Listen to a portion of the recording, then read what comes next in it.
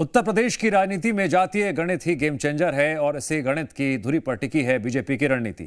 ब्राह्मण और क्षत्रिय नेताओं का प्रभाव सत्ता के गलियारों में हमेशा अहम रहा है, लेकिन अब जातीय आधारित बैठकों से उठी सियासी धूल पर पार्टी हाईकमान ने फुल स्टॉप लगाने का फैसला कर लिया है।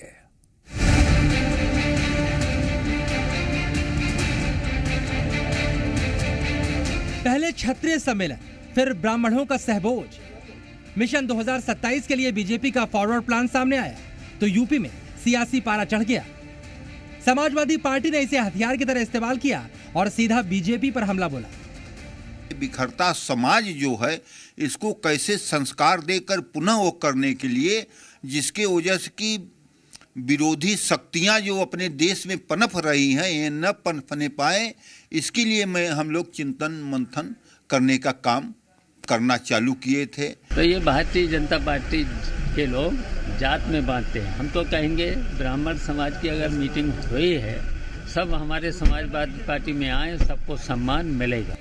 लेकिन मिशन 2027 के लिए अब यूपी में बीजेपी ने खास रणनीति तैयार की है और पीडीए की काट तलाश ली है। सूत्रों के मुताबिक जल्द ही यूपी में बीजेपी के ब्राह्मण और क्षत्रिय के साथ सभी जातियों के विधायक सांसद एक मंच पर, एक मेज पर, एक थाली में खाते दिखाई देंगे। सबसे पहले संयुक्त भोजन कार्यक्रम और उसी के साथ पार्टी की तरफ से एक बड़ा मैसेज, एकता ही एजेंडा है।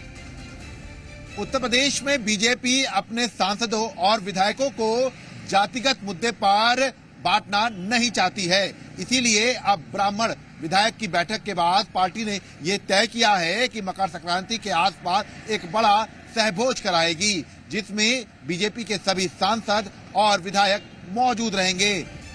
हालात ऐसे बने कि UP BJP chief Pankaj Chaudhary ने ब्राह्मण सहभोज पर नाराजगी जाहिर की और भविष्य में इस तरह के आयोजन पर कार्रवाई की हिदायत तक दे दी। हाईकमान ने मोर्चा संभाला और अब प्लान साफ है। अलग अलग सहभोज बंद, अब संयुक्त कार्यक्रम शुरू होंगे। पहले जो बैठक जाति को तोड़ने वाली मानी गई, अब वही मंच जोड़ने वाली सियासत दिखाएंगे। देखिए, जब विधानसभा का सत्र होता है तो सारे विधायक एक दूसरे से मिलते रहते हैं। इसको कुटुंब बैठक, स्नेह मिलन और ब्राह्मण और क्षत्रिय और बैकवर्ड और दलित के रूप में नहीं देखना चाहिए।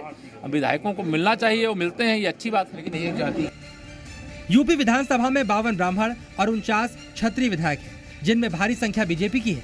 100 से ज्यादा सीटों पर ब्राह्मण प्रभाव निर्णायक तो पूर्वांचल अवध में क्षत्रिय पकड़ मजबूत है।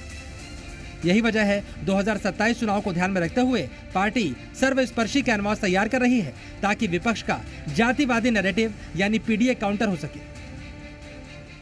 इससे एक बात स्पष्ट है कि भारतीय जनता पार्टी अब ब्राह्मणों का सम्मान नहीं कर पा रही है।